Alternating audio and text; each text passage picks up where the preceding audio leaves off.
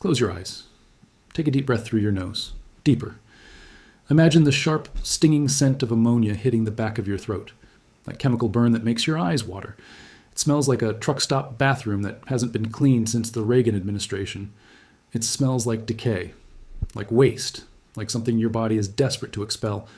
Now imagine that smell isn't coming from a toilet. It's coming from a coin, a solid, heavy gold coin resting in the palm of the most powerful man on earth. Welcome to Rome, 69 AD, the year everything went to hell. The city isn't the white marble paradise you see in the movies. It's a suffocating labyrinth of brick, sweat, and open sewers. 1 million people crammed into a fire hazard, screaming for bread and blood. But look past the starving plebs and the rotting fish markets. Look at the treasury, the temple of Saturn, the vault where the empire keeps its soul. Walk inside. Listen to the echo of your own footsteps. It's empty. Not just low on funds. Empty. The shelves are bare, the gold is gone, the silver has been melted down.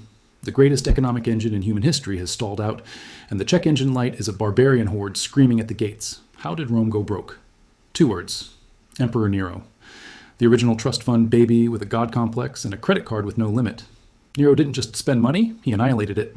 He built a golden house so big it had its own zip code, covered in gold leaf and mother of pearl, with a massive artificial lake in the middle of downtown Rome. He burned the candle at both ends, and then he burned the city itself just for the lighting effects. When he finally slit his own throat, he didn't just leave a power vacuum. He left a deficit so deep you could see the center of the earth. So the empire does what any failing conglomerate does. It panics. We get the year of the 4 emperors. Galba, Otho, Vitellius. 3 guys who seized the throne realized the bank account was overdrawn and immediately got murdered by their own security guards. It's a revolving door of decapitation. The Roman economy is in free fall. Inflation is rampant, the legions haven't been paid in months, and a soldier without a paycheck is just an armed bandit with a uniform. The entire civilization is teetering on the edge of a darker age than anyone can comprehend. Enter Vespasian.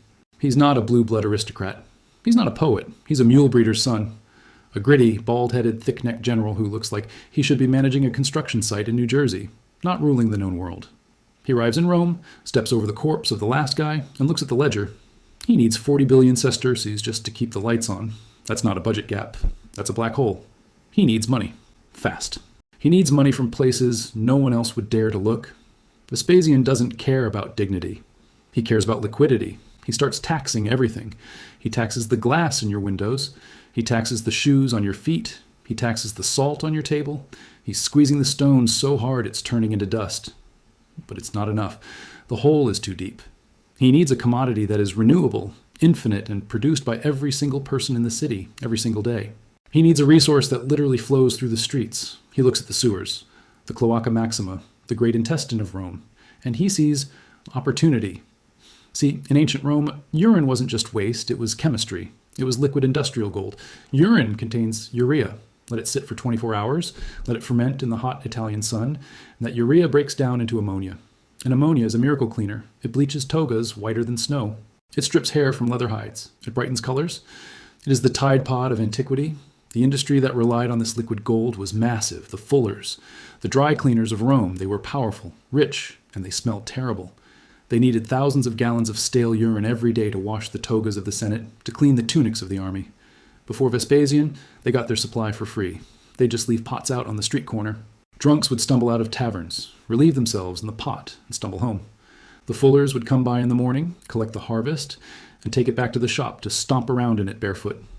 It was a perfect circular economy of filth. Vespasian looks at this. He watches a fuller carting away gallons of free ammonia, and the light bulb goes on. The Emperor of Rome, the commander of the legions, the Pontifex Maximus, decides to become the world's first landlord of the bladder. He announces the vectigal urinae, the urine tax.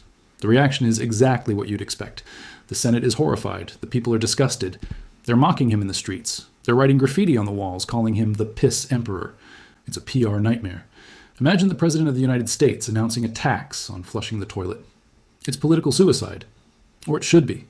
But Vespasian doesn't care about polling numbers. He cares about the solvency of the state. He knows that when you're broke, shame is a luxury item you can't afford.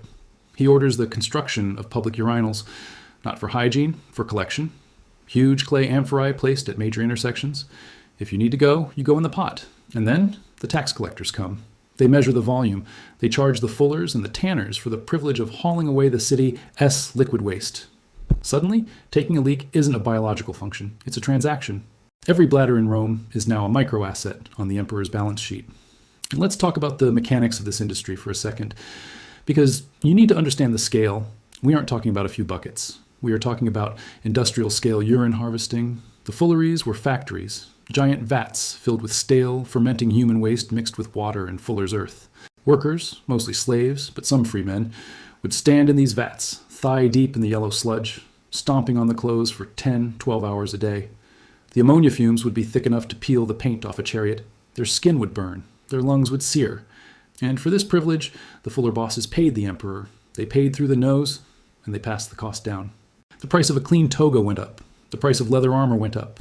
The inflation rippled through the economy, driven by the cost of pee. Vespasian was effectively taxing the biological imperative of existence.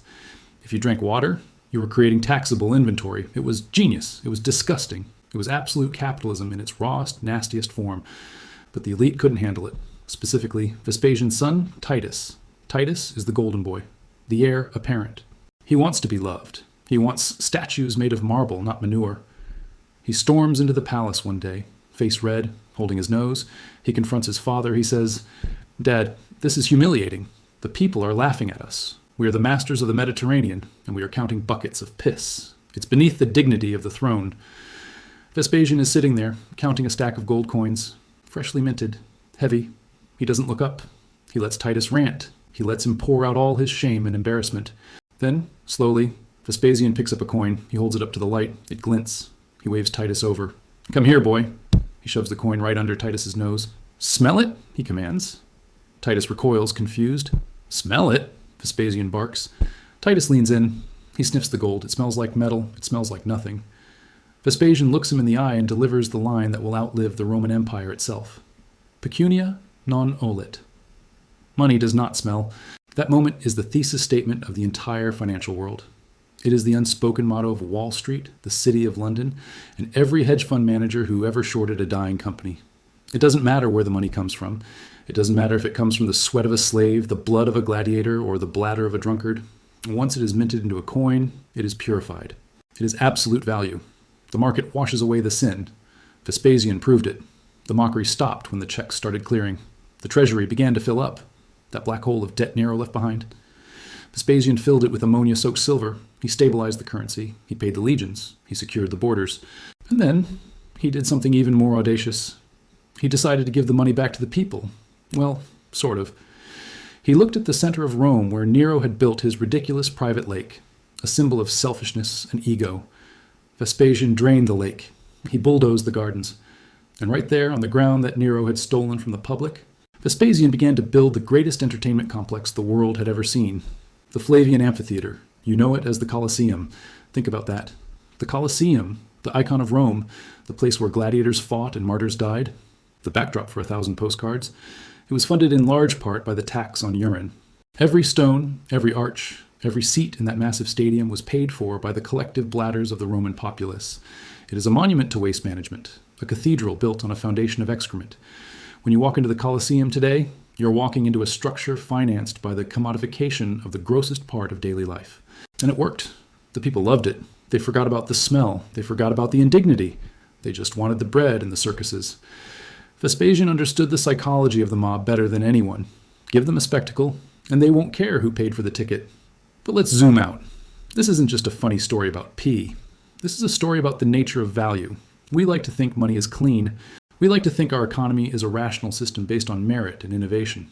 But peel back the layers, and you usually find something rotting. Look at the whale oil boom of the 19th century. We lit the world by slaughtering intelligent leviathans and boiling their fat. Look at the guano craze. Wars were fought over islands covered in bird crap because it was the best fertilizer on Earth. Look at modern finance. Subprime mortgages, Dogecoin, derivatives based on the weather. We will financialize anything. If it exists, we will find a way to put a price tag on it, tax it, trade it, and leverage it. Vespasian was just the first guy to be honest about it. He didn't hide the source of his wealth. He put it in a pot on the street corner and dared you to look away. He forced Rome to look at its own waste and acknowledge that this, too, is an asset. And the irony? It stuck. In Italy today, an old-fashioned public urinal is sometimes called a Vespasiano. In France, Vespasien. His name became synonymous with the toilet. You might think that's an insult, a legacy of shame. But Vespasian would probably laugh. He'd probably check his bank account in the afterlife and grin. Because while Nero is remembered as a monster who burned the city, and Caligula as a pervert who made his horse a senator, Vespasian is the guy who kept the lights on. He's the guy who saved the empire by diving headfirst into the filth. The urine tax didn't end with him either. It stayed on the books for centuries. It became a standard revenue stream. Why? Because it worked. Because demand for urine is inelastic. You can stop buying wine. You can stop buying new tunics. You can't stop peeing. It is the ultimate recession-proof commodity. As long as there are humans, there is supply. As long as there is industry, there is demand. It is the perfect market. So the next time you look at a billionaire, the next time you see a skyscraper gleaming in the sun, the next time you read a headline about some genius financial maneuver that made $1 trillion out of thin air, ask yourself the question Titus asked. Where's the smell? Because the smell is always there. Maybe it's buried under layers of shell companies. Maybe it's washed away by PR firms and charitable donations. Maybe it's hidden in the fine print of a user agreement you didn't read. But the money came from somewhere. And usually, if you trace it back far enough, you'll find a pot of something fermenting in the sun.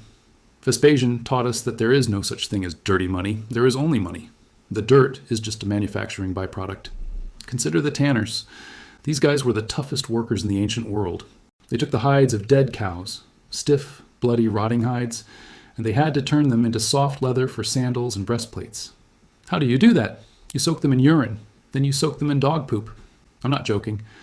The enzymes in the feces break down the collagen, so you have these districts in Rome, downwind from the forums, where the air is thick with the smell of death and excrement. The tanners are waiting in vats of this slurry. It's disgusting. It's hell on earth. But the leather they produced outfitted the legions that conquered Britain. The leather they produced shod the feet of the senators debating philosophy. The civilization floated on a sea of this sludge. Vespasian saw this supply chain. He saw the tanner buying urine from the fuller or collecting it himself. He saw the transaction velocity. Every time that liquid changed hands, value was created. And he just inserted himself in the middle. He became the broker, the middleman of mixturation. It's easy to judge him. It's easy to say, oh, those gross Romans. But look at us. We sell our data. We sell our attention. We sell our privacy. Is that really so different? We carry around devices that track our every move, our every heartbeat, our every desire, and that data is harvested, fermented, and sold to advertisers who use it to sell us things we don't need. We are the amphorae. We are the vessels filling up with data, and the tech giants are the Vespasians coming around to collect the tax. Money doesn't smell. Data doesn't bleed. It's all just resource extraction.